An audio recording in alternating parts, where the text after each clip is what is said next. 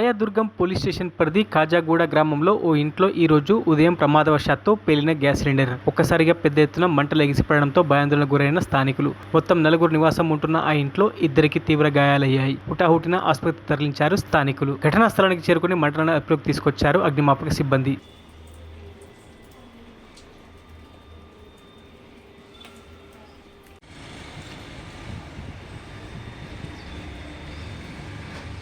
ఎప్పుడు వస్తున్నాయి?